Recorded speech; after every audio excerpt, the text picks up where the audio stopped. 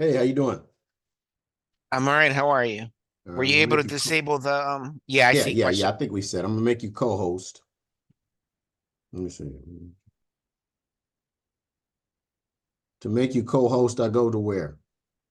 I think you click on participant and Yeah, I think. then I you'll see think. the three little dots, and on there you should be able to make There me. we go. Yeah, I got Yeah. it.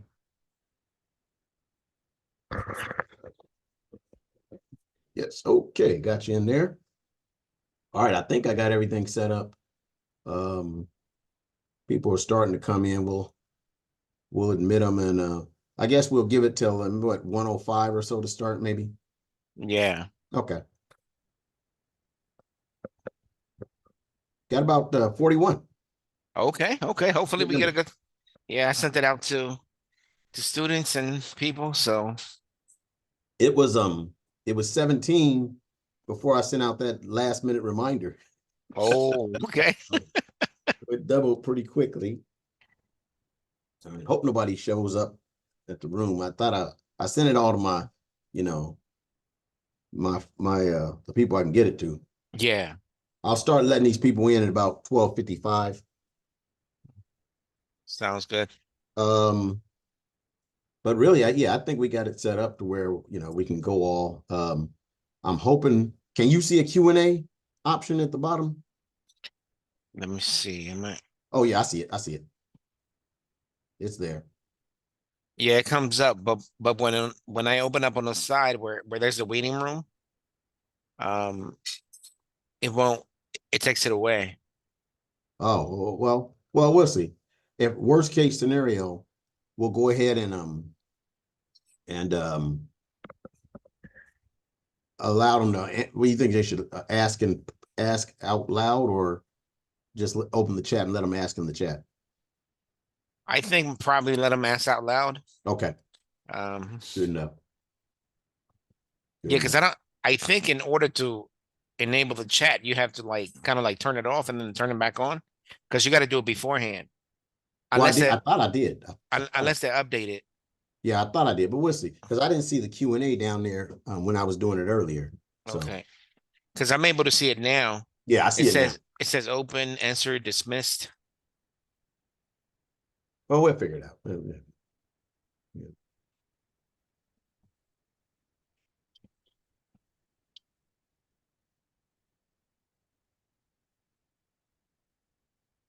But I'm happy with the turnout. Yeah. I wanted to forward information about an academic from the UK that was basically fired and then went to the courts and won his case. He was accused of being anti-Semitic, Mm, so um I, I gotta forward that to the group. okay.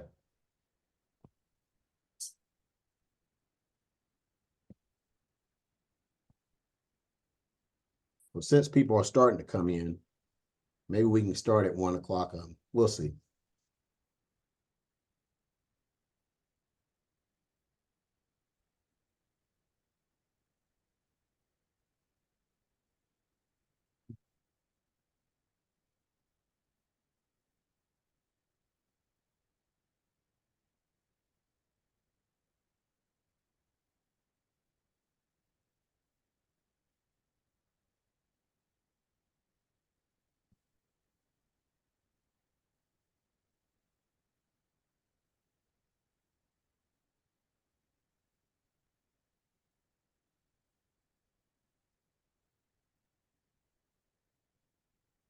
Yeah, take this call real quick. Okay.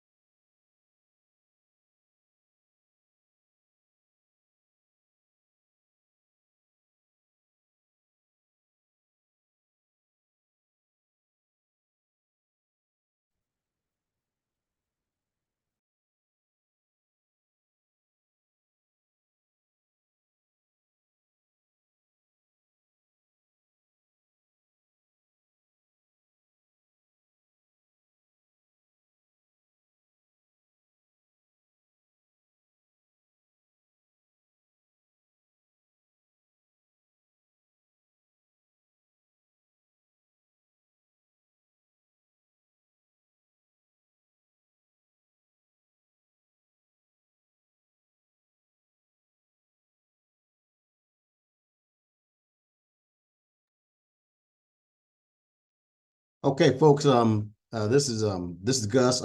Thank you for coming. We got about we had and we're happy to say we had about 41 registrants the last time I checked. So we're going to give them about 5 more minutes and then we'll go ahead and get started.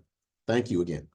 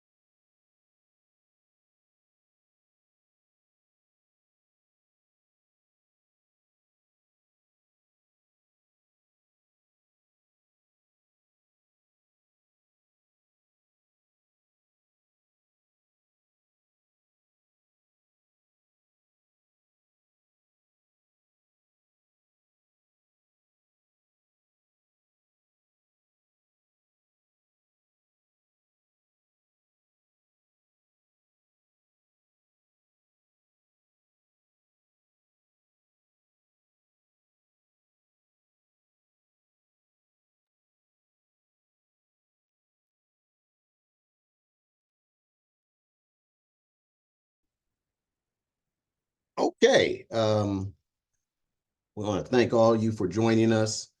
We're going to go ahead and get started. We think we have a very interesting discussion to address here today. I'm Professor Gus Griffin. I'm a member of the African Diaspora and Heritage Committee here at Montgomery College. Today, we're going to discuss Palestine as part of the African diaspora. Let me let a few more people in here. Yeah, we got a good group. Good group. Okay. Just to say right off the bat, the opinions that'll be expressed here will be the opinions of the speakers only, and not necessarily the opinions of Montgomery College. So just so you know that, we're going to briefly go over the agenda, and then we'll introduce the panelists, and we'll get started. Okay. Make sure no one else has come in here. All right. Okay. All right. Basically, I'm going to give each panelist, we have three panelists, three wonderful panelists. We're going to give each of them about 10 minutes to talk about the issue of Africa as part of the African diaspora. There will also be a Q&A piece that we're gonna ask a few questions of the panelists ourselves, and then we're gonna open it up and allow you to ask some questions either through the chat function, and if there's any difficulty with that, then we can certainly take you off mute and let you ask it live. Okay. Let me see what else we got here. I think that's about it. So let me introduce our guest speakers. I'll read the introductions at once, and then we'll let them go ahead and get started in the order in which I read the introduction. Our first guest is Miranda Milo, is a Palestinian and Zimbabwean organizer and with the Palestinian Youth Movement. Our second speaker will be Rafiki Morris. He is a longtime organizer with the All African People's Revolutionary Party, as well as the Black Alliance for Peace Coordinating Committee. And our third speaker will be Hana Aid. He is a Palestinian writer, researcher, and community organizer based in the Midwest. His work can be found on Al Mayadeen English and Black Agenda Report. Currently, Hana is writing and dedicating time to understanding the connections of Africa, West Asia, and the Muslim world more broadly. So those are speakers. Let someone else in. Okay. And Miss Miranda, you're up first. Let me make sure you can speak. That'll help a little bit. Sure. Yeah, can everybody hear me? Oh, you good. Okay. Okay, perfect. Well, yeah, thank you so much for having me. I really appreciate being here and with this amazing panel. My name is Miranda. I am from the Palestinian Youth Movement. And just some background, the PYM is a transnational and grassroots independent movement of Palestinian and Arab youth fighting for the liberation of our homelands from Zionism and imperialism. And like Professor Gus was saying, I'm Palestinian and Zimbabwean, and so I was really happy to be invited to come speak on this panel to talk about the intersection between Palestinian and African struggle, not just personally as it pertains to my identity, but also through experiencing both of those struggles and understanding how our liberations really are intertwined. But before I get into that, I just wanted to start by giving a basic background that everyone should know in understanding what's been happening in Gaza since October and the context for all of that, because it didn't just happen in a vacuum, right?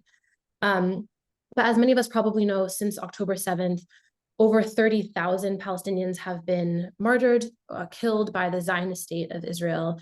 And in Gaza, Israel has done unprecedented levels of brutality. They've bombed entire residential complexes, hospitals, schools, places of worship. They've intentionally targeted journalists and medics, civilians and roads and crossings, and they prevented vital aid from entering. And we've seen entire generations of families that have been wiped out. And for the people that are still alive, they are facing extreme levels of suffering, starvation, lack of access to water, lack of access to medicine. And what is happening straightforward is a genocide of Palestinians in Gaza. I think we just need to all be on the same page about that. And it's being carried out by Israel with the full backing of the US and other Western powers as well. And this is all happening while Israel carries out mass arrests and killings of Palestinians in the West Bank and occupied 48 Palestine. But like I said, this didn't just happen. This isn't something that just came about on October 7th. To understand why it's happening, we have to understand the connection between Zionism and imperialism. And so Zionism is an ideology that emerged in the early 1900s, and it's a right-wing response to anti-Semitism in Europe, but has been heavily influenced by European imperialism and colonization. And so many of the founders and leaders of the Zionist movement, they were members of the ruling class, and they partnered with European powers to gain their support. And their goal was to create a Jewish-only state. And they were choosing between many pieces of land, Uganda and Argentina, but eventually they settled on Palestine as a location for their state. And the state became an outpost for European imperialism. And then once the British Empire declined, US imperialism. And so it's with this monetary and military support for the British that they declared the state of Israel on Palestine in 1948. And we call that as Palestinians the Nakba, which means the catastrophe, because the declaration of that state meant the ethnic cleansing of the people of Palestine. It meant driving out 750,000 Palestinians and destroying over 500 villages and towns. And now Palestinians make up the largest number of refugees in the whole world since then. And since 1948, the Palestinians that have remained have been living as second-class citizens under the occupation of the Zionist state. So this is the basis of Israel, settler colonialism, which is the stealing of land and resources and the settlement by colonizers on the land. And importantly, and which is their ultimate goal, the mass extermination of the indigenous population, which is Palestinians. So this is important because we have to know that Zionism is by definition a racist and imperialist ideology because it's contingent on the extermination of Native people. And so Zionism and imperialism are the same. Zionists are very open about the fact that it was created to be this safe haven for Western values, for Western interests in what they refer to as the barbaric Arab world. That is literally written in their founding documents and papers. And that's why they have support from all these racist regimes. It's not a coincidence. The US, apartheid South Africa, which I'll get into more later. And that's also why they work to crush liberation movements globally and not just in Palestine.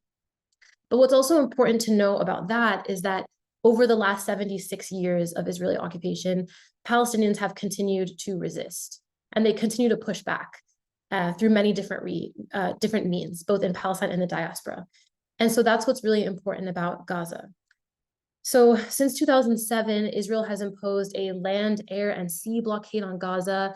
They have been holding 2.3 million Gazans under siege, and they control everything in Gaza. They control the amount of electricity they receive per day, access to fuel. They have calculated the exact amount of calories needed to enter Gaza that keeps them alive but not full. They control who comes in and out of Gaza. 95% of the water is unfit for human consumption, and that's before October 7th, right? So because of that, Gaza was often described as an open air prison, even before all this. And so that's why we are seeing the strongest resistance to Zionism and to the occupation coming out of Gaza, because the people of Gaza refuse to lie down and accept the conditions forced upon them, the starvation, the mass incarceration, the constant threat of violence. They are constantly resisting that. And this is what led to the events of October 7th and the genocide we're now witnessing. This is really, really crucial context, because people will say, Israel has a right to defend themselves, but this isn't true. Israel, the Zionist state, they are the aggressors, and they exist due to an ideology that seeks to murder all indigenous Palestinians. And the only thing that Palestinians have done wrong is that they're refusing to die quietly, in their eyes. They want them to just disappear, but Palestinians continue to resist, and they will not go down quietly. And so that's why these events have happened. And now all of Gaza is facing collective punishment against the Zionist punishment of the people of Gaza. And so now, we have the context that Zionism is imperialism, and it's contingent on the removal of native people and the theft of their resources. And I just wanted to read a few quotes by some famous Zionists so you can hear how they refer to themselves as colonizers very proudly. There's Moshe Sharet. In 1914, when they were talking about occupying Palestine, they said, "We have forgotten that we have not come to an empty land to inherit it, but we have come to conquer a country from people inhabiting it, that governs it by the virtue of its language and savage culture." And Zionist leader Chaim Weizmann, he was very clear about the colonial stance in Palestine, and he was referring to their work, saying, "Other Europeans who they can take inspiration by have colonized great countries, rich countries, and they have found when they entered their backwards populations. And that's what we should expect when we're going to colonize Palestine." So this language of colonization is one that they are very, very open and proud of using. And so how does this relate to African people? Well, what Israel is doing to Palestinians is what Europeans have been doing to Africans for hundreds of years. And so for that reason, Israelis have material stakes in the continued neo-colonization of Africa. I can give a few tangible examples of that, but Israel exports weapons and technologies and training and techniques of violence for use by governments and corporations against populations all around the world. So the US is funding Israel's occupation of Palestine in the military campaigns, and this basically turns Palestinians into test subjects in Israel's laboratory to develop all of these different weapons and surveillance and technology and tactics of population control. And then that's then exported to Africa. And these oppressive tactics, the displacement, the surveillance, and this occupation, that becomes strengthened in Africa as well. And these same strategies are used all over the world and are first tested in Palestine. Many people might have been hearing about the genocide that's happening in the Congo. Not everyone knows that Israel played a very significant role in supporting the decades-long dictatorship, the CIA US-backed coup that resulted in the murder of Patrice Lumumba, who was a for the people, democratically elected socialist leader. He was murdered by the CIA, and then Israel militarily and economically supported Mobutu, who was pillaging all of Congo for European interests. And then there's South Africa. The Israeli government helped apartheid South Africa, get nuclear weapons while everybody else was, they were under an arms embargo.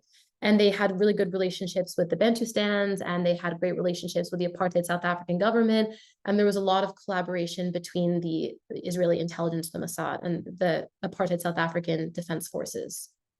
And now, we're seeing the US is providing billions of dollars in military aid to Israel, actively funding this genocide. And the US enables and provides funding for all of these massacres. We're seeing billions of dollars being sent over, while the people of this country, working people, we are all suffering from the ills of capitalism. We don't have healthcare, we don't have public education, no childcare, public housing, but there is an unlimited amount of money, billions of dollars for Israel's crimes against the Palestinian people. And so, us as Black people also in the US, we're facing this constant violence in our community that our government is ignoring or intentionally perpetuating. So that's gentrification and police violence and murder and economic repression. And that's why we've seen longstanding relationships between Black and Palestinian liberation movements, like Kwame Ture, James Baldwin, Angela Davis, Malcolm X, the All African People's Revolutionary Party, and the Student Nonviolent Coordinating Committee. We have seen decades-long solidarity and joint struggle between the Black struggle here and the Palestinian struggle. And that's because we all suffer from these similar oppressive systems, this joint exchange of tactics, these trainings and technologies. This all plays a collective role in our conditions. And so I guess I'll just end to say here, to truly liberate ourselves, we have to be sure to build that power and understand the connection between the forces that are subjugating us, and intentionally build these connections across communities so that we can liberate ourselves. I'll stop there. I know that was a lot of information, but I'm happy to answer more questions later. Thank you. Thank you very much. We'll move on to our next speaker, Rafiki Morris. Floor is yours. All right. I would like to just say thank you for organizing this discussion. We know that it was brought together in the midst of some controversy on the campus, and we are really, really pleased that the forces who are looking for the truth prevailed and were able to bring us together here today. The topic that we have chosen and the question of the relationship of Palestinians to the African diaspora is a very complex thing. And we feel it's necessary to understand it, we have to take a look at history, particularly because the Zionists are using a religious version of history to justify their occupation of Palestinian land. We've done our own research, and to our knowledge, Africa has had ongoing relationships with the area known as Palestine long before there was any such thing as Abraham, any such thing as Judaism, or any such thing as anti-Semitism. From the origins of humans leaving the continent of Africa, the pathway to the rest of the world on foot from any part of Africa is through what we now know as Palestine. That border is the only land border between Africa and the world. So the process of populating this planet was a process of human beings, African human beings, passing through Palestine. And as we recall it, when we passed through Palestine, there were people there. So we're talking about 150,000 years ago. The land that is known as Palestine was occupied and actively engaged in interactions with Africa and African people. That point on the planet is in fact the crossroads between Africa and Asia and Europe.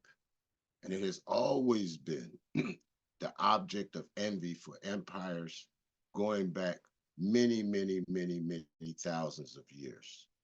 And we think that that's important because the historical background laid out by the Zionists tells us, for example, that Judaism was born in Palestine, when in fact their own historical accounts tell us that Abraham was an Assyrian who went to Africa where the 12 tribes of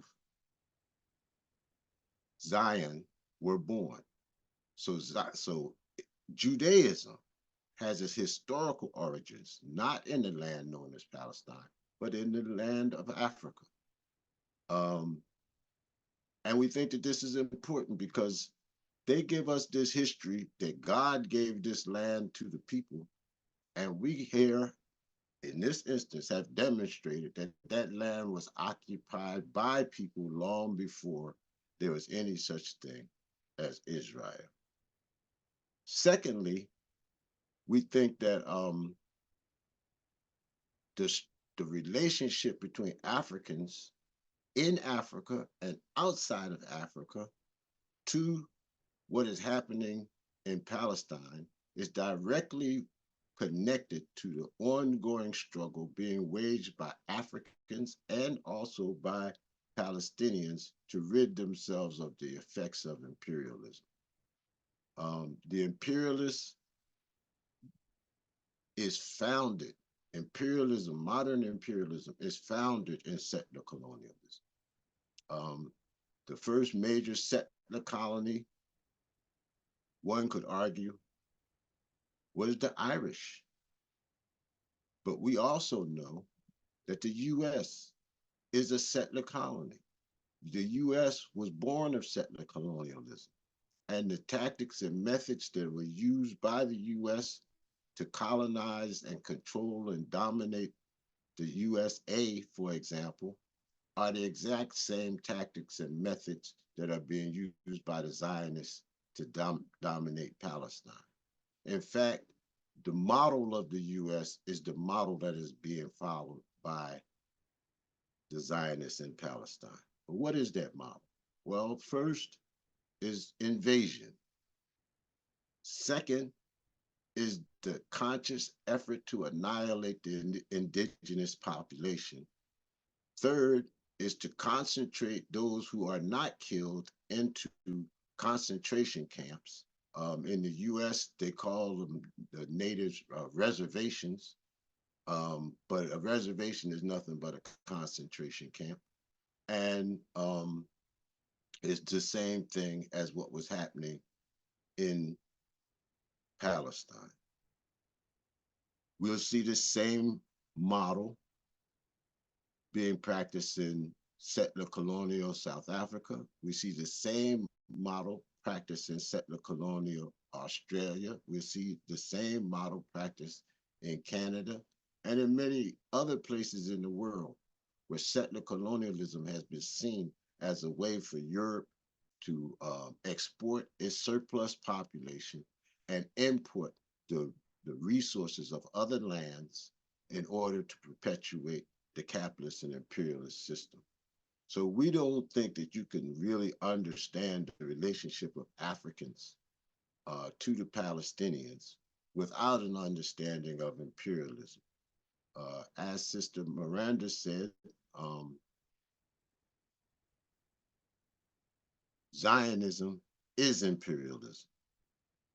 And we would add that Zionism is racism, that Zionism is settler colonialism, that Zionism is the most rabid form of patriarchy, that Zionism is in fact a tool of international imperialism and a key element in imperialist strategy for control of the world and for control of the region. Finally, I would like to just point out that this relationship between Zionism and imperialism and the active oppression and exploitation of the Palestinians and the African peoples is an ongoing, active, current relationship. And we need to understand this because many people ask us, and I'll make a little aside real quickly, because we always hear this question of what have the Palestinians done for the Africans? And why should we support the Palestinians?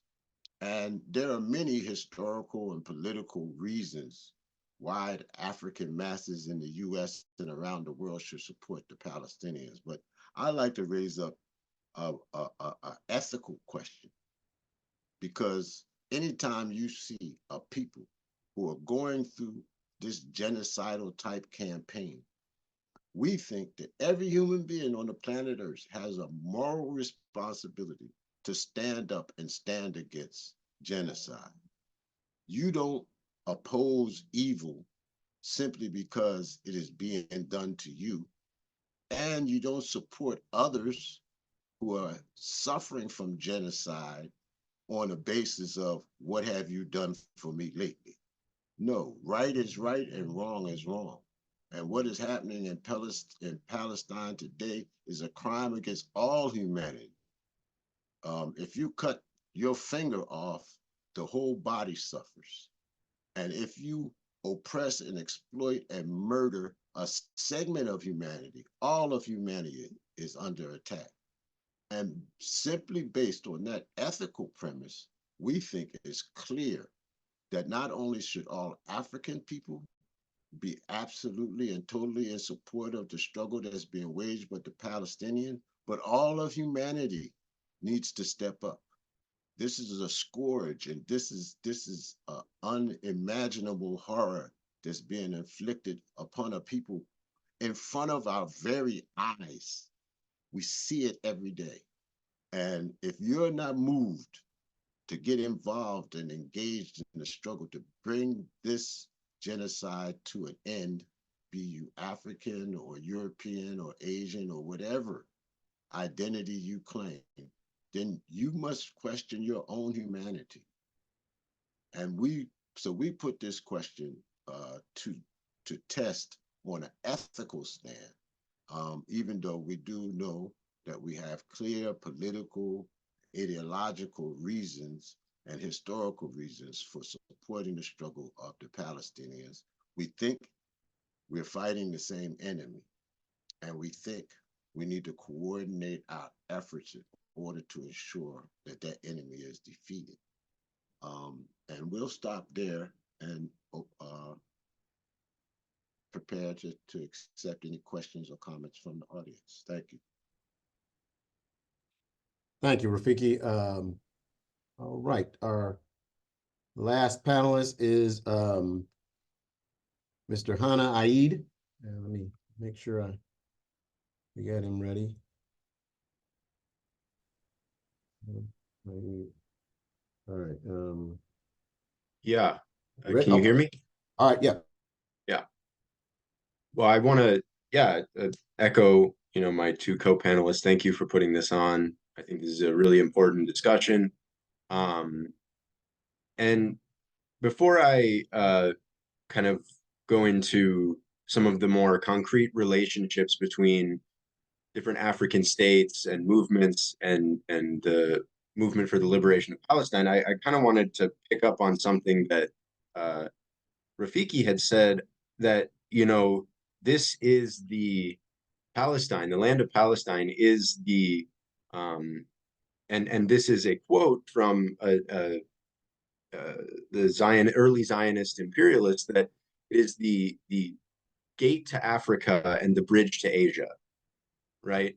And I think this is very important in a number of ways. But I think anecdotally, if we look at some of the videos and images coming out from Gaza, you will notice that a great number of people are Black in Palestine, right? And this is something that's not maybe spoken about, right? Palestinians are an Arab people, but Arab is not a race, right? And I think that point is very important. And you'll see that many of the freedom fighters in Palestine are Black men. And so, and on that point, anecdotally, I had spent some time in Dakar, Senegal, and I met a brother there who was working at a small scale basket weaving operation. And we got to speaking, and I have very broken French, but we got to speaking, and I told him that I was Palestinian, and he began to weep, and he embraced me, and it became, we heard the call for prayers, and we prayed together, right? So there's so many connections between, our peoples on just the human level, right? A religious level too. Great amount of Africans are Muslim, as well as Palestinians. But outside of these anecdotal asides, I think that exploring the relationship between various African states and movements and the Palestinian movement, as well as the relationship between Zionists in Africa, is very important in discussing that in sort of specific detail. So I have here a quote from an article that just came out by Max Eil, and he's speaking about the Zionist role in Africa. He says, the Zionists supported Portugal in colonial counter-revolution against popular revolution forces in Mozambique, in Angola, in Guinea-Bissau, and trained and funded the forces of repression in the Central African Republic, Somalia, Togo, and others. It supported the Mobutu regime in then Zaire, as Miranda said, and effectively circumvented UN-imposed sanctions against the former Rhodesia, feeding it with arms, and it did the same in South Africa, right? So we have here a system of imperialism that Zionism functions as a critical node in this system of imperialism, arming the counter-revolutionary movements, arming the counterinsurgency movements. And as such, right, we see that even today, Africa is divided on the question of Palestine. So to keep with this theme of, the role of Israel in Africa, we have Kenya and the regime of President Ruto, who, as soon as the attacks on October 7th occurred, President Ruto was one of the first heads of state to send his solidarity to Israel, right? And we also see that Kenya is now attempting to send an international police force to repress the people of Haiti, right? Again, this is a system of imperialism, right? And then we have Malawi. Malawi is mired in sovereign debt, about $60 billion. And as Miranda said, right, Zionism, the role of the Zionists is to exterminate the Palestinians, and they have been very clear about that since October 7th and before. So this is a different form of settler colonialism than, say, in South Africa, where the Black African labor was exploited in the mines and in the fields, right? This is a system of extermination. So as such, Israel has a large system of foreign labor. They are very reluctant to hire Palestinian labor. And so after October 7th, a large number of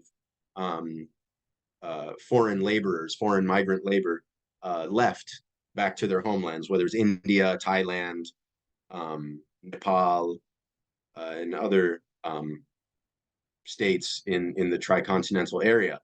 But this new pact that Israel has made with the state of Malawi is especially malicious, that in exchange for 5,000 agricultural laborers, who Israel has said they will pay a wage of $1,500 a month, which is huge. I mean, many people are not making this even in our own country and across the world. I mean, $1,500 a month is large.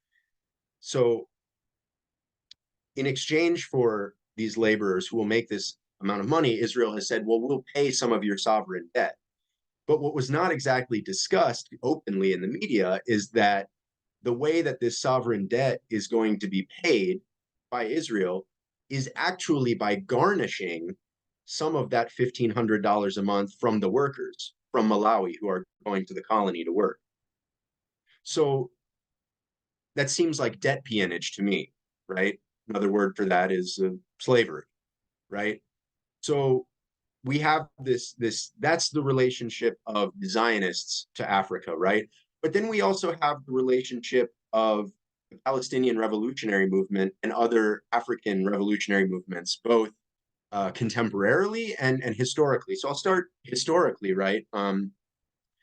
After the anti-colonial revolution, which expelled the French from Algeria in 1962, Algeria is an ardent supporter of Palestine, and there was a nexus of this African movement in Algeria, the PLO, the Palestinian Liberation Organization, and the Black Panthers, who had an office in Algiers, in revolutionary Algiers. And so you have this meeting of these movements coming together to learn from one another, to teach one another in forms of liberation.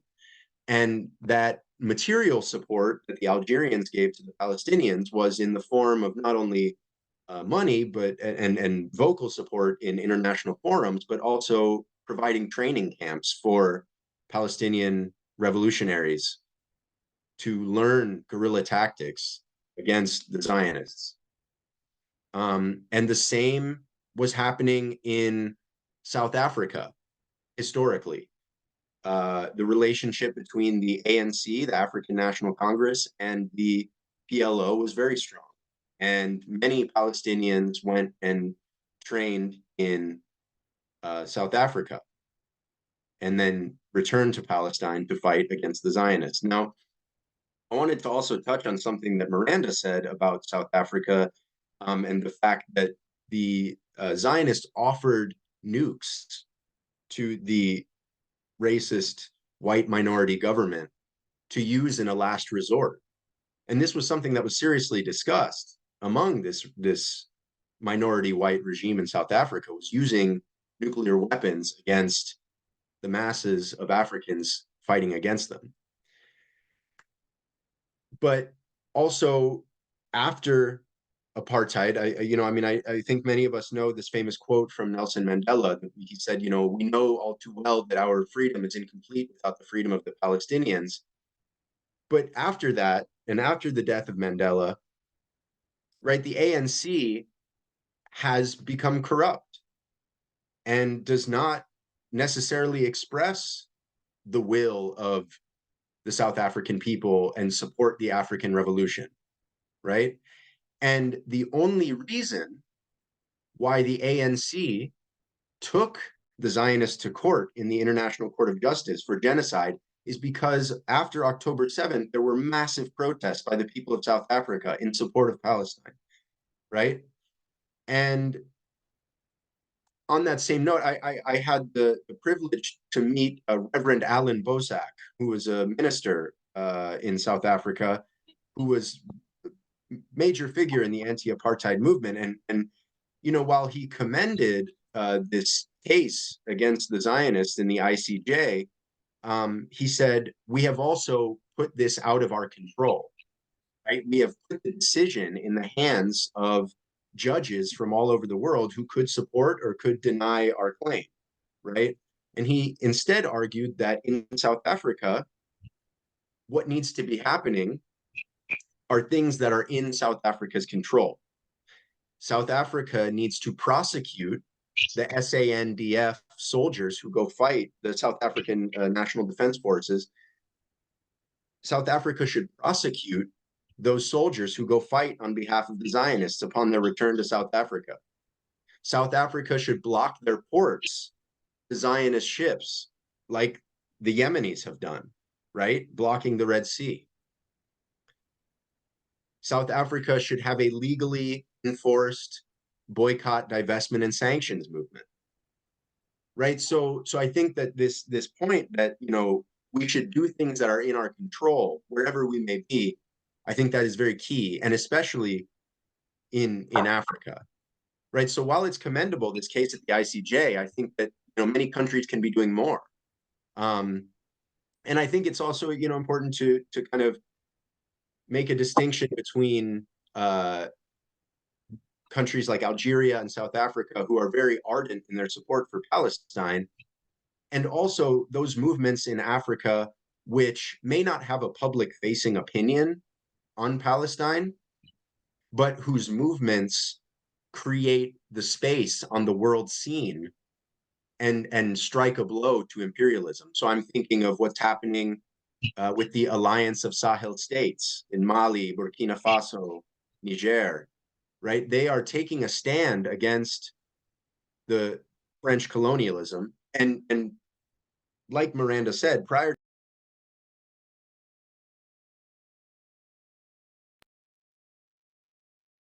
Sorry, I got muted. Am I coming up on time? Gus? About another minute. Okay. So just prior to the American patronage of the Zionist project, right, it was the French and the British. And so, as Hassan Kanafani, the Palestinian revolutionary, teaches us, right, a strike to imperialism anywhere serves the world revolution, right? So I think that the linkages between Africa and Palestine are very strong, not just in the people-to-people movements, but in the movements against imperialism. And so I just want to end with a quote. This was a message delivered by the PLO at the Pan-African Cultural Festival in Algiers. So the representative of the PLO said, on the map, there are two kinds of classifications, a geographical one and a political one, in which the world is divided into only two major continents.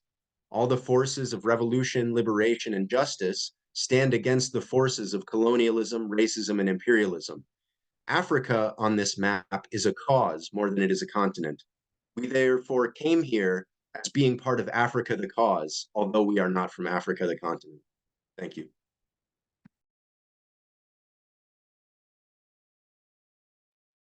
Thank you. Okay, I wanted to just pose a few questions before we open it up to the audience for our panelists. You can take this, one or two of you, or all of you, however you deem necessary. First question is, why don't more associate Palestine with the African diaspora? What's been the block? I know that when a lot of people think of the African diaspora, very few think of Palestine. What do you think the explanations are for that? And either of you can go ahead and jump in.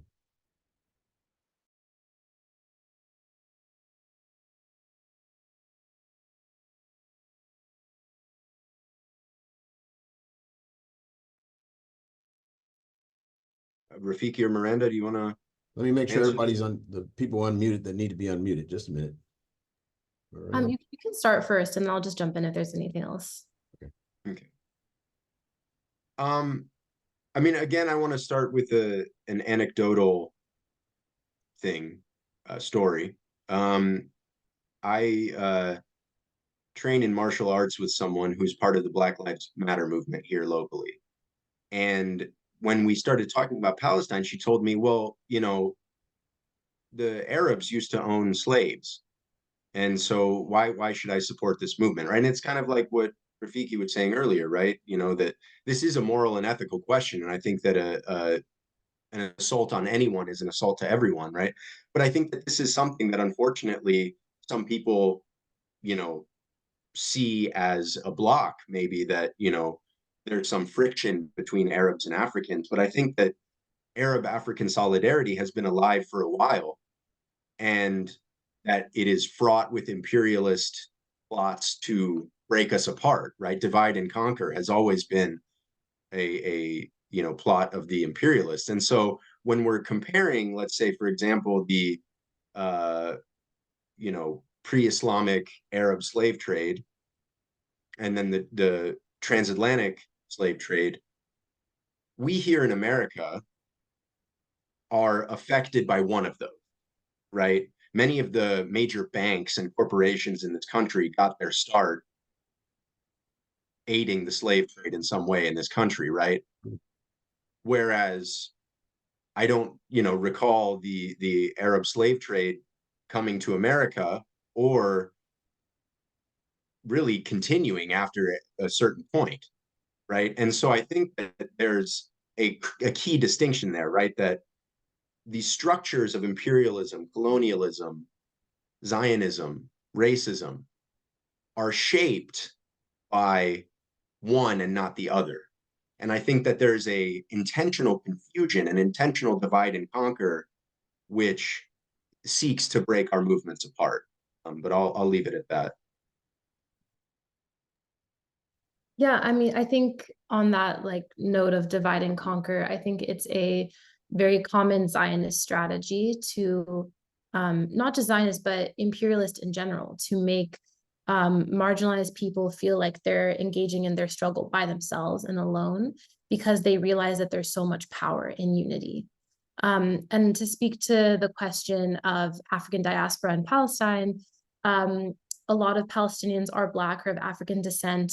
And for Afro-Palestinians, their number one threat and threat to existence and survival is Zionism. That's their primary enemy because Zionism impacts all Palestinians equally in that they are, no matter who you are, if you're Palestinian, you won't have access to the same judicial system. You won't have the same access to clean water. You won't have the same access to freedom of movement, right? And so when we're talking about what is the threat that Palestinians face, no matter your race, it's Zionism. All right.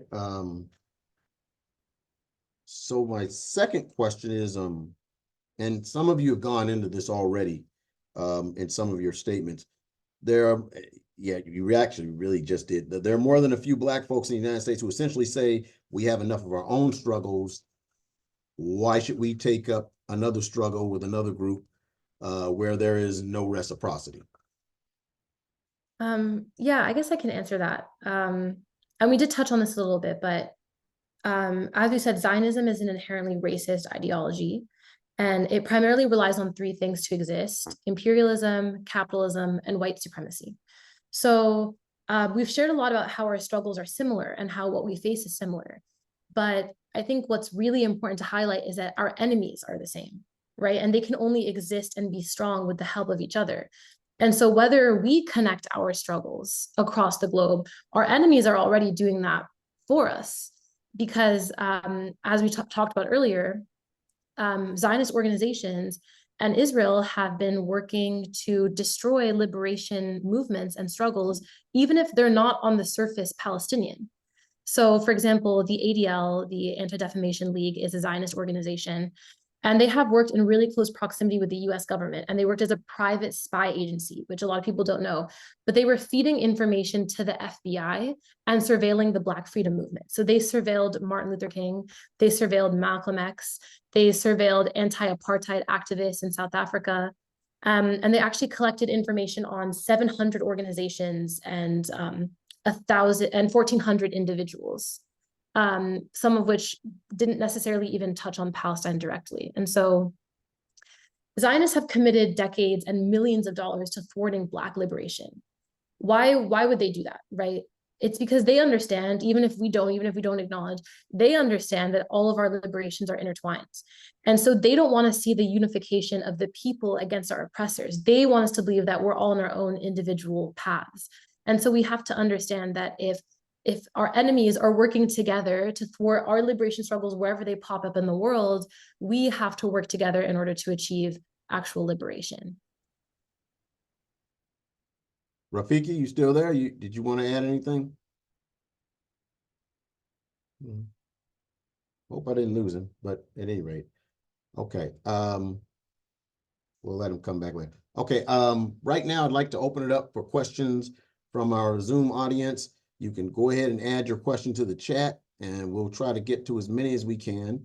And let me see here.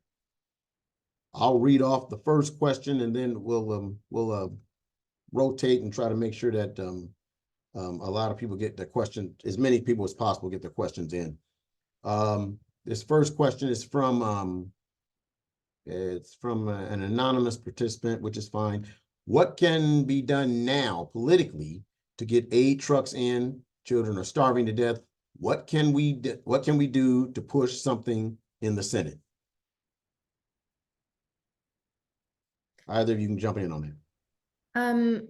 I think when we're talking about what can be done when it comes to the situation in Gaza, just aid isn't enough of a response, and can't be the limit of where we're putting pressure on these larger systems. And so aid is incredibly important. People are starving to death. People don't have access to life-saving medicines. But for example, the US is airdropping aid in now, like tiny amounts of aid. And they are basically saying that and doing that and saying, okay, so stop complaining now. Like we've done it, we've dropped aid. And that's not sufficient, right? Because close to 200 people are dying every single day. And so children are looking up at the skies and seeing things dropping, and they don't know if it's bombs or aid. So that can't be the ceiling of what we are asking for here. Some other demands that everybody needs to be pushing for is a permanent ceasefire immediately. The reinstating of UNRWA, that is the UN agency responsible for dealing and providing critical aid to Palestinian refugees. The US needs to stop sending billions of dollars to Israel in military aid. The US needs to stop being the active perpetuator of this genocide through funding. And additionally, the occupation of Palestine needs to be completely dismantled. That includes all checkpoints, the apartheid wall, and the Zionist occupation in general. So like I mentioned at the beginning of this presentation, what we're seeing now is a result of 76 years of occupation, collective punishment against Palestinians. And so we can't be satisfied with just aid. We need to push beyond just that.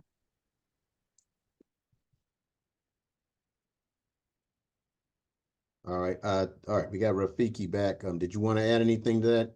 The question was what could be done now to get aid into, through the Senate. Did you want to add anything to that, Rafiki? You're muted. Okay. Yeah. Gotcha. I think it's important for people to understand that this struggle takes place on a number of levels simultaneously, and that the most important area and the most important aspect of the struggle against what is happening in Palestine is the resistance that's being carried out by the Palestinians themselves. The effort to get the US Senate or the US Congress or the United Nations or the International Court of Justice or any other of these multinational imperialist agencies is really not a form of resistance that is in control of the people who are engaged in that resistance. And we have to understand this. We don't discourage people from going to Congress and going to their senators, because we think that by going to their congressmen and senators and congresswomen about this issue is a way for them to educate themselves and become convinced, as we are, that the US government is in absolute complicity with the Zionist state of Israel. So people think, well, I'm going to talk to my senator and convince him. But they have yet to realize that your senator is a Zionist, that your congressman is a Zionist, that these are the people who have sent $260 billion over the last 48 or 50 years to the Zionist entity. And to think that these people spend all that money to give it up just to get your vote is a little idealistic. Our belief is that the Palestinian revolution needs active solidarity and political and military coordination. They need to be working hand in hand with all of the forces on this planet Earth who are striving to get rid of imperialism, striving to get rid of capitalism, and striving to create another world. And this coordination, which is necessary, is not something that happens accidentally or by happenstance or by just mere coincidence. This kind of political military coordination that we need has to be the conscious result of the effort of the people who are engaged in the struggle.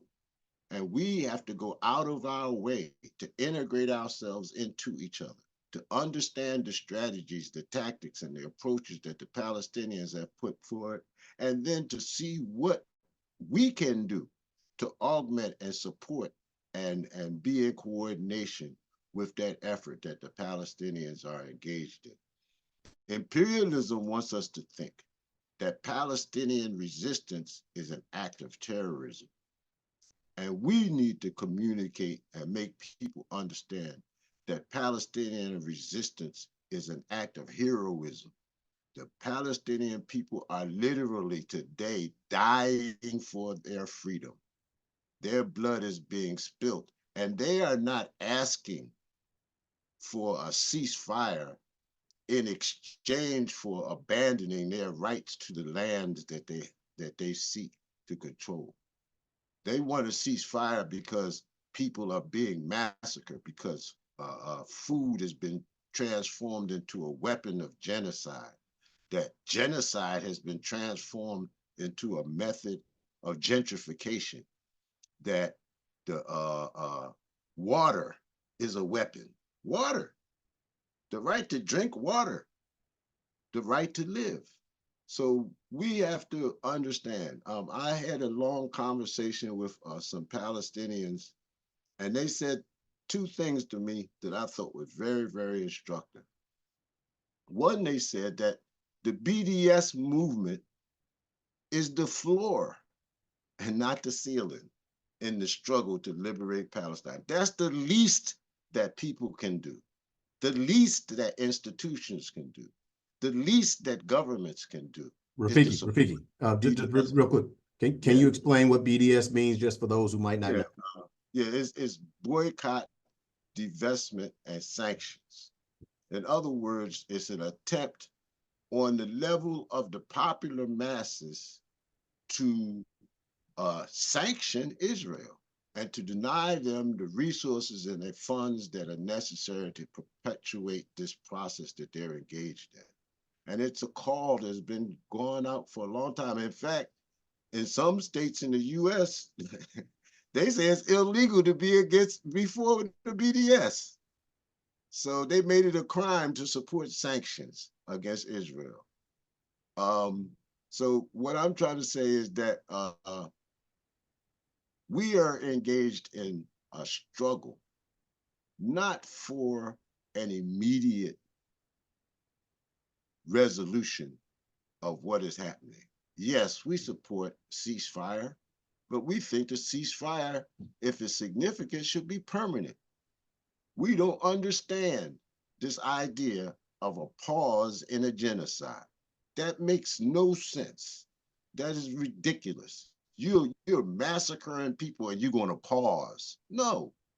So we have to, and I think that part of what we have to do is to clarify this language and develop a language of our own that people can understand, because this is ridiculous what's happening here. I've been involved in this movement for a long, long time.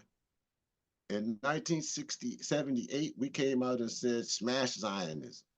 And nobody paid any attention to us. And for 50 years, we've been yelling, smash Zionism. And nobody was paying us no mind.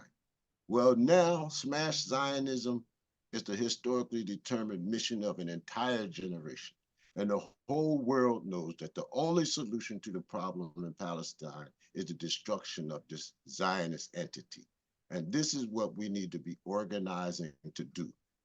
It's a long-term, protracted struggle, and it's not going to be solved in the next 6 days or 6 weeks or 6 months. It's a struggle that we have to be committed to the end. And the linkage between the Palestinians and the Africans is an integral part of that struggle. Okay. Our next question is from Mike Golash. All the national liberation movements of the 20th century have ended in capitalism and continuing exploitation of the working class of the country. Does the Palestinian movement have an anti-capitalist strategy by fighting for communism? It seems we want to do more than change from Zionist exploitation to Palestinian exploitation of the working class. Who wants to take that? I can jump in on that. I think that, you know, it's important to understand that national liberation and the reclaiming of state sovereignty are not in themselves socialism, but you cannot have socialism without those two things, right? You cannot have a socialist movement that does not have the ability to control its own means of production. And I think that there are, like the current Palestinian movement is a multi-confessional, multi-tendency movement. In the late, like mid to late 20th century, you had the Popular Front for the Liberation of Palestine, the Democratic Front for the Liberation of Palestine, Palestine Communist Party. These were in the vanguard, right? And they had the international support. You had the existence of the Soviet Union, which provided geopolitical space for maneuver. And now, since the 1980s and 90s, we have Islamic, pardon me, Islamic liberation movements, right? But I don't think that a movement claiming a religion as their guiding beacon discounts them from being an anti-systemic force. From the beginning, let's say, for example, Hamas has described themselves as an indigenous national liberation movement, no different than the Vietnamese movement in the 60s, no different than the national liberation struggles that we spoke of earlier in Algeria and South Africa, right? So, is the road to socialism fraught with danger and pitfalls? Absolutely. But is national liberation and sovereignty over your own land and dignity a constituent element of the fight for socialism? Absolutely. So are the Palestinians going to demolish the value form tomorrow? No. But are Palestinians and the Palestinian Revolution beacons of light for socialists and people on the left generally? Absolutely. Anyone want to add anything else to that, or we'll go on to the next question? Well, just quickly that, the statement that underlying the question is not totally accurate. National liberation, the struggle to build socialism unfolds in stages, and national liberation is a fundamental first stage of that process. Every national liberation movement embraces the whole mass of its population. This includes often people who are part of a petty bourgeois or bourgeois class. And it asks these bourgeois elements, often called the nationalist bourgeoisie, to suspend their class interests in order to serve the interests of the nation as a whole.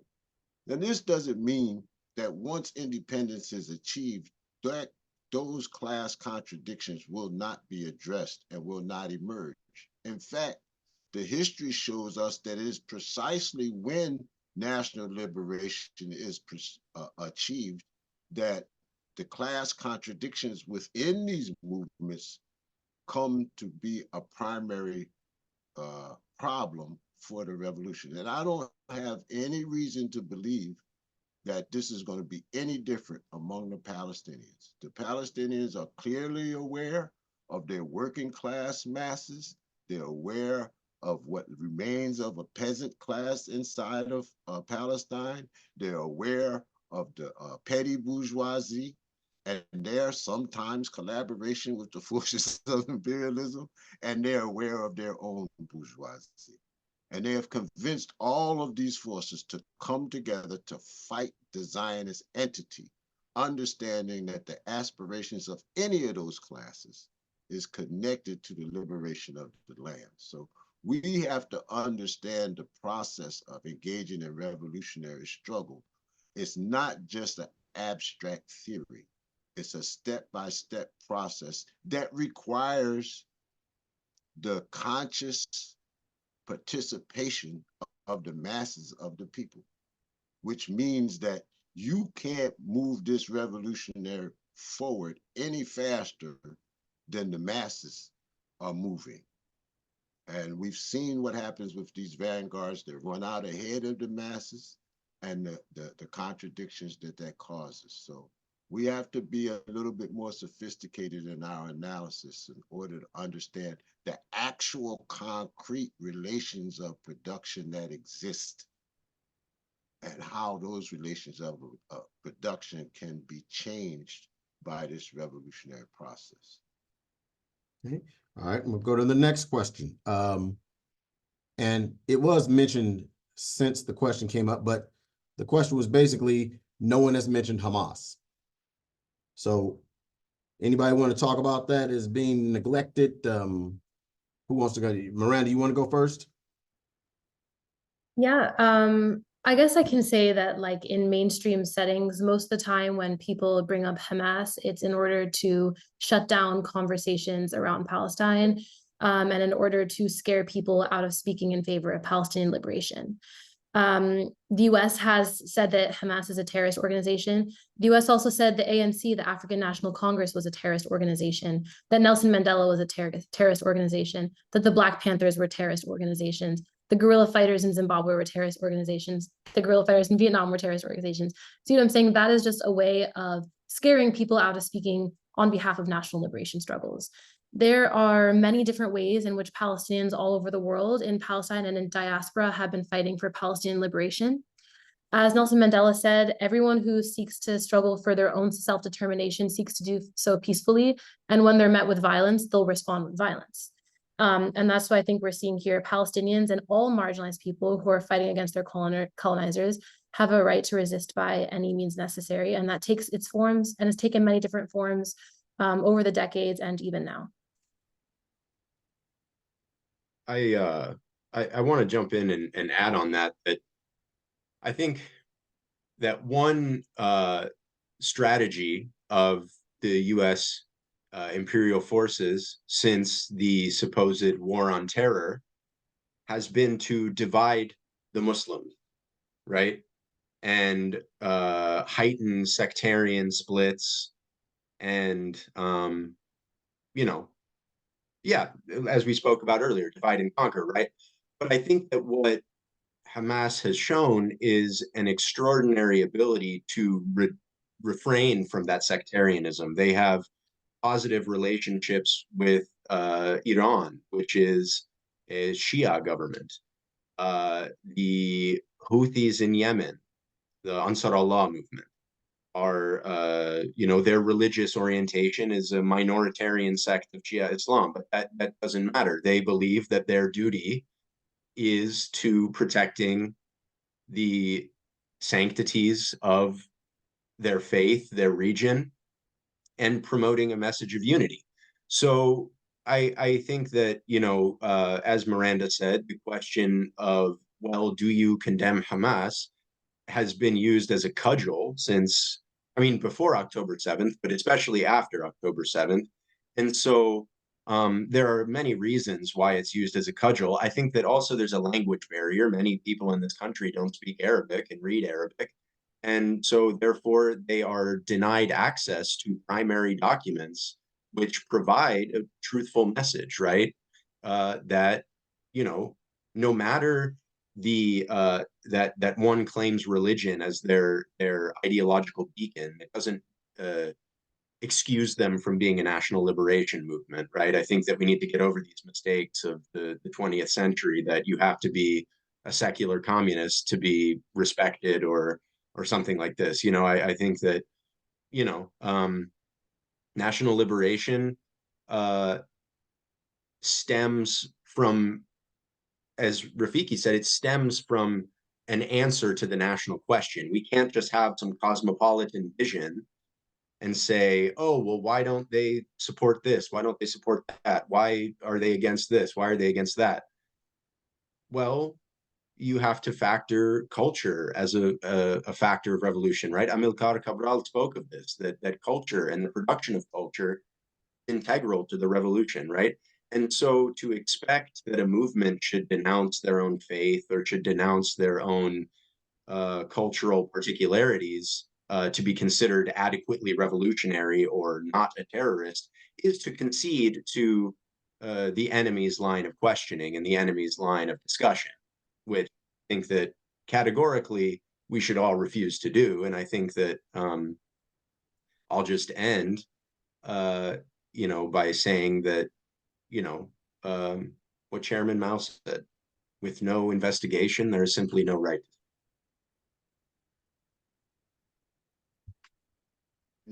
If a spear is your weapon, you cannot support the shaft or the staff of that spear and then denounce the tip and the pointy end of the stick, right? Hamas is fighting in line with the interests of the masses of Palestinian people. They may do something else tomorrow, and they may have did something different yesterday. But at this moment in time, that is the tip of the spear. They're actively engaged in confronting the Zionist entity. And it's not a bunch of dodgy old men sitting up in a corner making up ideas about what these young people should do. No, it's youth who have seen their families bombarded and destroyed in the past, who have grown up under occupation and have spent years developing the wherewithal and the armaments necessary to break through that wall or go over it. And so we support those who are fighting for the interests of the people. And we say without reservation that we support Hamas in their actions this day. Okay. Next question. This is okay. As a gay Muslim man, how do you all agree with the treatment of gay and lesbians in Africa and in Palestine?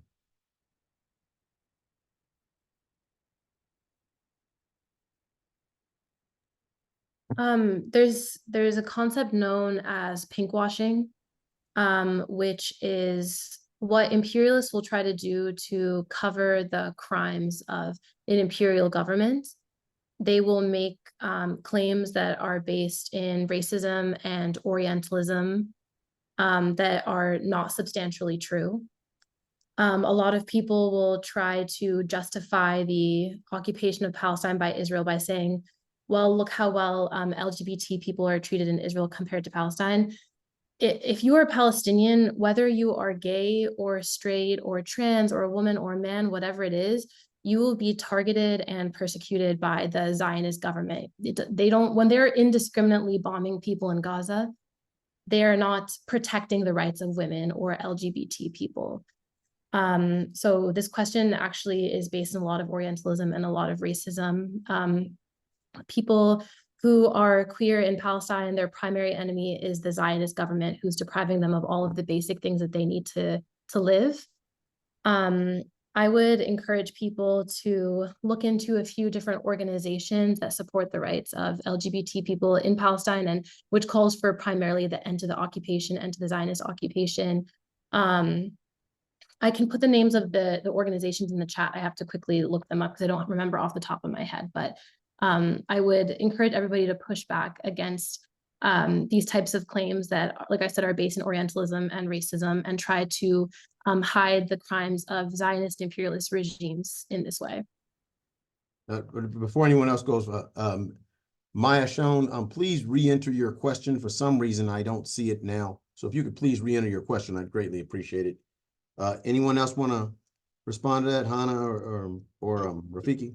Yeah, just quickly, when they say these African countries have certain policies, as if that is indicative of the feelings and beliefs or practices of African people, that is totally off base. 99.9% of the countries in Africa are aligned to imperialism and capitalism and not the interests of their people, be they gay, be they women, be they children, or be they of any kind of person who is opposed to capitalism and imperialism. So if the government that's aligned with imperialism takes a policy that also aligns themselves with the policies of their imperialist masters, we should not be surprised at it at all. And we should not lay the blame for these things at the feet of the masses of African people. Okay, next question. This is a little long, but I want to make sure I respect the questionnaire and get it out. What is your input about the current crisis in East Africa, mostly run by the Arabs, especially in the United Arab Emirates? Look what happened in Sudan and Ethiopia in the past 4 years. 1.2 million Tigrayans were slaughtered by Ethiopian government that has been receiving logistical like money, drones, and other weapons that destroyed the historic city of Axum, Ethiopia. Over 20 million people are starving in Ethiopia now, and no one talks about it. The war continued to kill thousands of people in Ethiopia, Sudan. It is unfortunate that we only talk about Ukraine first and now Palestine. Yes, we should cover the human suffering everywhere on our planet. However, it is tragic to see people talking about the death of over 30,000 people every day, and ignoring the death of over 1.2 million people in Ethiopia. Anybody want to tackle that? Well, I just want to echo what Rafiki said. I mean, this person who answered this question, I think you're right. The human suffering should end in East Africa. And you mentioned the United Arab Emirates, which is no friend to working people, no friend to the Palestinians, no friend to their own people. This is a node in the petro-capitalist economy that serves the US dollar, because it allows them to have, these large, ornate cities all over the Gulf, Dubai, Abu Dhabi, right? These are not Arab cities as such, right? They don't have a history like Jerusalem. They don't have a history like Aksum. Aksum, of course, being an African city, but my point remains that, these are cities that were built from the 1980s onward with the full acceptance of the imperialists that this segment of the Arab population could have access to all the frivolities of capitalist excess if they recognize Israel, if they adhere to the agendas of imperialism, wherever they may be, in East Africa, in West Africa, in South Africa, and elsewhere, right? So I think that I think we would all agree with your sentiment that this should stop, right? And it's important to look at the ones who are funding these crises, right? And the UAE being no friend of working people, no friend of Africans, and no friend the other Arabs. Anyone else? Just as Dr. King told us, injustice anywhere is a threat to justice everywhere. And it is just not correct to say we are not engaged in this struggle in all places on this planet that are suffering from imperialism. We always talk of what is happening in the DRC, what is happening in Sudan, what is happening in Somalia, what is happening in Djibouti, what is happening in West Africa, what is happening in Haiti, what is happening in South and Central America. All of these places are front lines in this ongoing struggle against imperialism. And we started off by saying that success in these efforts is dependent upon our political and military coordination of these fighting forces wherever they may be on the planet. So you're right in the sense that these things are important, but you're wrong in the idea that they are being ignored. We are struggling against an active, ongoing genocide, and it is not just limited to what is happening in Palestine. Over 7 million people have been displaced in the DRC. And that is not even speaking to the hundreds of thousands, if not millions, that have died. We know of 6 million people have died in the Congo over the last 10 or 11 years. So we see these things happening all over the world, and it's one struggle, and these things are connected. And it's forums like this that allow people from different vantage points to see the commonality of our struggle and begin the process of us coordinating our efforts. Okay. Next question. The U.S. government has not only funded Israel militarily, it has paid substantially for the settlements of the West Bank and Golan Heights with $1.6 billion of direct aid for resettlement.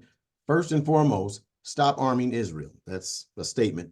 The next thing is South Africa government gave international publicity to genocide, yet through private ownership of resources in South Africa, diamonds and coal, and a major trading partner remains Israel.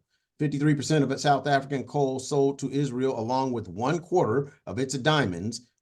1/4 of its diamonds. The South African diamond industry alone contributes $1 billion to the IDF budget. So that's a statement more than a question. Is there a particular question, Ms. Schoen? Just statement? Okay, statement alone. All right, okay. So the next question. All right.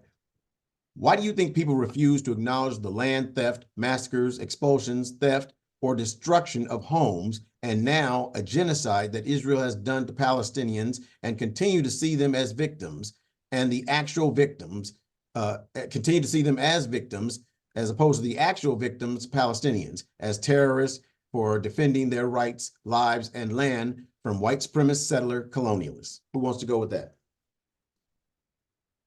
I can jump in first. I mean, I think that, Miranda and Rafiki have spoken to this, that there's an imperialist narrative, right? There's a way in which here, I mean, like in our own government, which is supposedly a democracy, right? There's the existence of organizations like the American Israeli Political Action Committee, where you can go online and see how much our senators get paid by AIPAC. And in some instances, AIPAC has actually written legislation, which is then passed into Congress and then passed into law. Like Rafiki mentioned, some of these laws criminalizing the BDS movement, the boycott, divestment, and sanctions movement. I know that, like in Texas, for example, there was a case. I'm not sure if it's in the Supreme Court right now, but an Arab speech pathologist working in a public school was told that she needed to essentially sign an oath of fealty to the state of Israel in order to be a public servant for the state of Texas. So our own so-called democracy is under assault from that angle. I think that there's also the narrative, which I mentioned earlier, which has been pushed since at least the 90s, but maybe even before, but the war on terror and how all Arab liberation movements are terrorists. And you can see this in Hollywood. You can see there's movies like American Sniper, and there's another one, Jughead, and I mean, you can name any movie that has come out about the U.S. military, right? And it's full of racist depictions of Arabs, and relevant to this conversation, of Africans as well, right? The African is depicted as the warlord. It is depicted as there's that one Leo DiCaprio movie, Blood Diamond, right? where this white savior comes to Africa to, participate in the illicit diamond trade, but, is seen as a good guy somehow. So, I mean, it's our cultural institutions, it's our government institutions that have demonized the Palestinians, and not just the Palestinians, right? Have demonized all liberation movements, as Miranda said, right? As terrorists or as you know, hating humanity or this, that, and the other, right? So I I mean, it's kind of hard to answer that question without implicating, right, entire systems in our own country, in Europe, um, and elsewhere, right? The only difference now is, right, that we have social media, we have people that are, you're able to see what is happening in real time, and that still doesn't move some people, right? And I think that that shows the reality, right? That some people will just not be moved because they are uh, wed to the project of imperialism. They're wed to the project of Zionism, and um, you know, uh, we have to count on, we have to know who are our friends and who are our enemies. And once we know that, I think we can comfortably move forward, right? And understand, okay, this person is not going to be moved. I'm not going to bang my head against a wall trying to convince them of my own humanity, of Miranda's humanity, of Rafiki's humanity, of anyone's humanity in this room. So that's my long, short answer. Okay. All right. Ready for the next question? Just to say that the U.S. is a settler colony. All these people talking about what they want to do to liberate Palestine are living in a place that was colonized by settlers, and that colonization was accompanied by an attempt to exterminate the native people.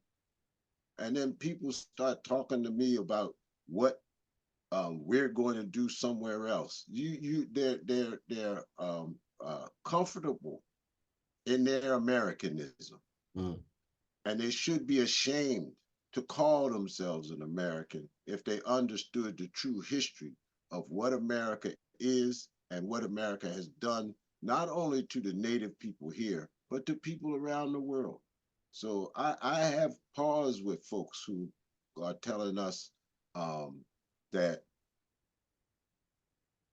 why the U.S., particularly the U.S. population, goes along with what this government is doing. And it's because they see it as their government. I don't call this my government. This ain't my government. And quite frankly, it's not the government of anybody here.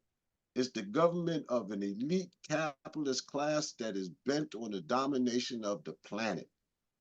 That is the government. And that's the interest that they serve. And this is a settler colony. And we need to start talking about that because the Native American people, like the Palestinians, have not given up their rights to this land.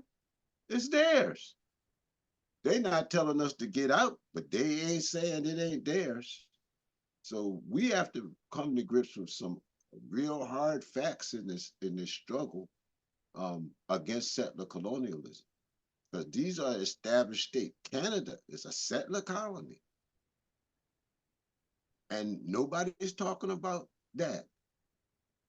The native people have the same relationship to Canada that the Palestinians have to Israel.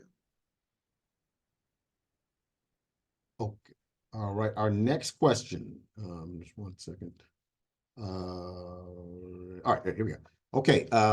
Can Zionism be erased without delegitimizing or denying the genuine connection that Jewish people have to the land of Israel? Again, I'll read it again. Can Zionism be erased without delegitimizing or denying the genuine connection that Jewish people have to the land of Israel? Who wants to go first?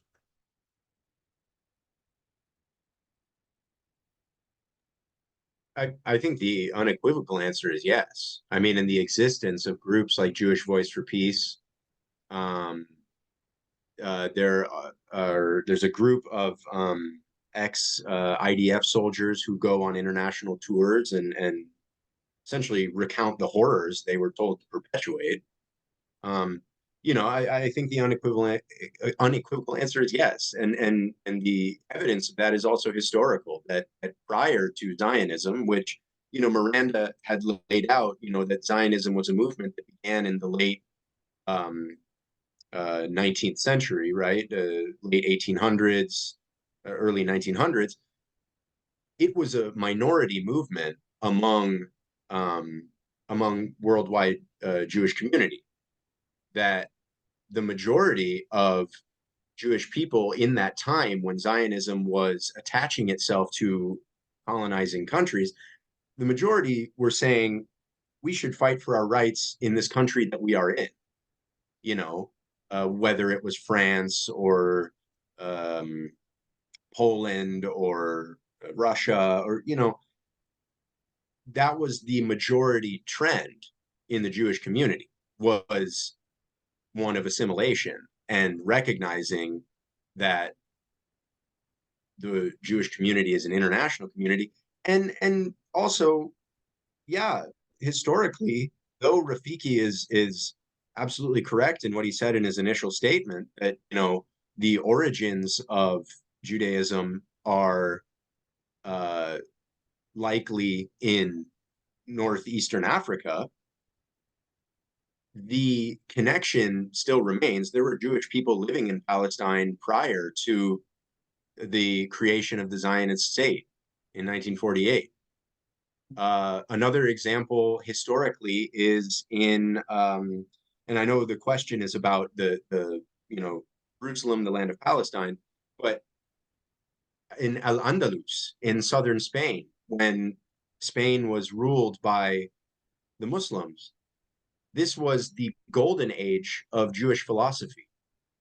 And Jews and Muslims and Christians were, the foundations of math that we do in our schools today, the foundations of rationalist philosophy, the foundations of, I don't know if people have had the privilege of being able to see, southern Spain, the architecture there is beautiful. And that was a collaboration between Muslims, Jews, Christians, and non-believers, right? This was like a place where there was relative harmony, right? It was not until a racist, imperialist, and colonialist movement called Zionism came that there was friction, right? There are Arab Jews, there are African Jews. But also another thing worth mentioning on the same strand is that in the colony itself, there is a racial hierarchy where Ethiopian Jews and other African Jews are denigrated and treated as second-class citizens. Above the Palestinians, sure, but below the white ruling class of Israel, right? And so I think that there have been many people throughout the 20th century and today that have been fighting for a single democratic state where everyone can live with equal rights. And I think that that includes Jewish people, right? By necessity of history. But Zionism is what must go. Zionism is what divides us, not our religions. As a Muslim, Jews, I believe, are people of the book. They were just handed down different instructions than me. So I think that it is these imperialist ideologies which divide us, not our people religion. I have to get one more question in before we go to our last participant question. So are you saying that Zionism is not interchangeable with the Jewish people as a whole? Correct. Zionism is not representative of Judaism in any way. Yeah. Okay. All right. Our last question, and we're going to put a evaluation in the for you all to fill out before we finish. But here's our last question from the group. Considering the extensive destruction and displacement resulting from the ongoing Israeli military offensive in Gaza, what are the best and worst case scenarios you foresee for the future of Gaza and Palestine once the war is over? Okay, I'll jump out there and say that the best solution is the absolute and irrevocable destruction of the entity known as the State of Israel. I think that Israel, with each bomb it drops, moves closer to its own destruction. And I think that humanity will see clearly from this genocide that this is, in fact, an illegal, racist settler colony that does not have a place among the states of the planet. Israel is a pariah, and it needs to be destroyed just as South Africa was destroyed, just as the racist Jim Crow policies in the United States were destroyed. But even more so, uh, we have to smash Zionism, and that means the end of the state of Israel. And they say that when we say these things, we're talking hate speech, but the Israelis did not take part of Palestine. They took all of Palestine and then relegated the Palestinians to little pockets here and there. And so the struggle of the Palestinians is to regain their land and to have a society that is tolerant of the beliefs and religions and equality of all its people. And that is the solution as we see it. And we don't see anything short of that. No two-state solution, no three-state solution, no manna from heaven is going to resolve this issue as long as the illegal state of Israel continues to exist.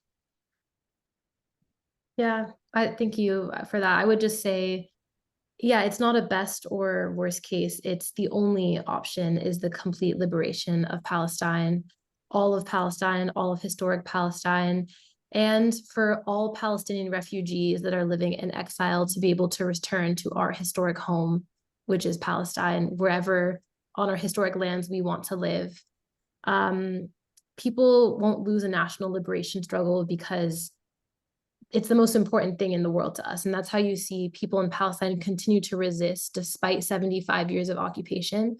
I think that's one thing that the Zionists didn't calculate is how determined and how resilient Palestinian people are and will continue to be. There are videos of people in Gaza standing in the rubbles of their own home saying, "We will never leave here." For the Palestinians that are living in refugee camps in Lebanon, they are pointing to a village on a map that may not exist in the eyes of the world, but will always exist in their hearts, and say we will return to that place. And it's a common Zionist sentiment, the old will die and the young will forget. But it's become very, very clear that the young will not forget and that they will continue to push this liberation struggle forward. It's about regaining our land, but not just land because it's land, but it's because it's our home. For Zionists, they want the land because they want to extract the resources out of it. They want to take the oil from the ground. They want to develop weapons on that land. For us, our culture is attached to that land. Our language is attached to that land. I want to see the lemon groves that my grandmother told me about when I was young. And these are the kind of things, no matter what you do to someone, you can't beat that out of somebody. And no matter what you do, no matter how many bombs you drop, no matter how many threats you make, Palestinians will always feel a long and a return to go home and will do what it takes to be able to return. Yeah, I mean, I don't want to sound like a broken record, but I mean, Miranda and Rafiki are right. The total liberation of Palestine is the only scenario which is just, right? I mean, we can talk about things in the immediate term, maybe the formation of some form of unity government, but that gets to other questions that Rafiki addressed earlier, that we Palestinians are no different than any other people. We have classes, we have factions, we have a society that is full and vibrant, and there is class conflict there, right? But the total liberation gives us the room to address those things. It gives us the room to have sovereignty, to make our own decisions. And like Miranda, I mean, yeah, I want to meet my family that I've never met. I want to go and participate in the rebuilding effort. I'm training to be an electrician now. Want to go use those skills and rebuild homes and be with my people and feel that soil and sit on the shores of the Mediterranean. I want that because it's something that my grandparents told me about. It's something that my dad has told me about, but that has been denied to me because all the way across the Atlantic Ocean here, I have understood what is being done to my people and I've spoken out about it. And now it would be very logistically hard for me to even travel there, to even visit as a tourist. Right. So the total liberation of Palestine is as our only demand and the only just solution. And will create space for all the free peoples of the world to demand their own freedom and take their own freedom in their own hands. Okay. All right, I'm gonna ask a last question and then we'll just make a few announcements. And this is for the panelists. You can each take a minute or two. How can the gap be bridged to encourage more solidarity among Palestinians and African people? I'll say again, how can the gap be bridged and to encourage more solidarity among Palestinians and African people? I guess I can just start to say that education is the key to every successful revolution. I think everyone has taken an important first step by coming here today and educating yourselves. I hope that you can take some of this knowledge and continue to learn and impart it on to your friends and coworkers and family, and do what you can to clear up any of the intentional misconceptions that exist. I think also it's important to know that building a mass movement is inherently intersectional. As we've really hammered in, our only option to win is to win together. And it really is our role to have this sustained engagement and to serve our community and to show up alongside other communities who are struggling for their own liberation, and really give substantial support to the struggles of all people, no matter where in the world they are, against imperialism and colonialism. And I always like to say that, resistance does not have geographical limitations and it's not contingent on self-interest. And so the way that we counteract the ills of capitalism and imperialism is through that coalition building and that solidarity building. So joining an organization, continuing to be on the streets, continuing to inform, continuing to make your voices heard. That's how we can strengthen all of our struggles together. Okay. Rafiki or Hannah? I say all the time, we have to get organized. We have to get organized. We have to get organized. And then we have to link these organizational efforts strategically and politically together because it's a common fight that we fight.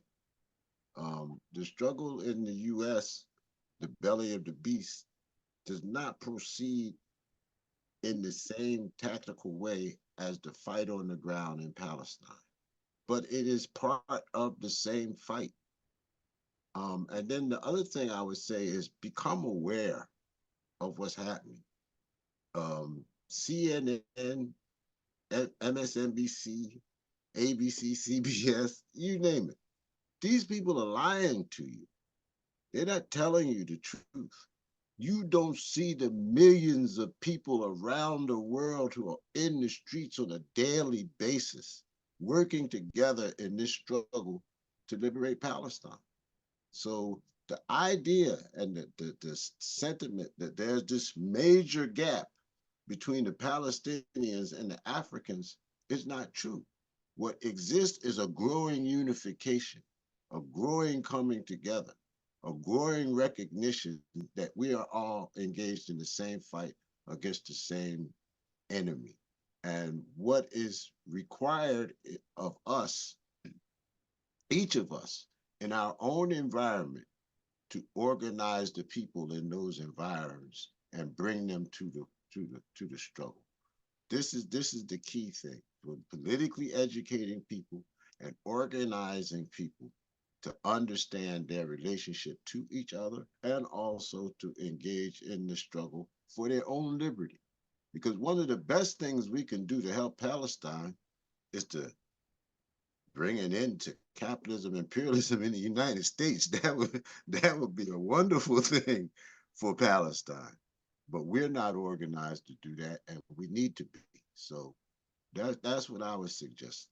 Help us get the people organized, and organization will guide us in the proper way to support this struggle.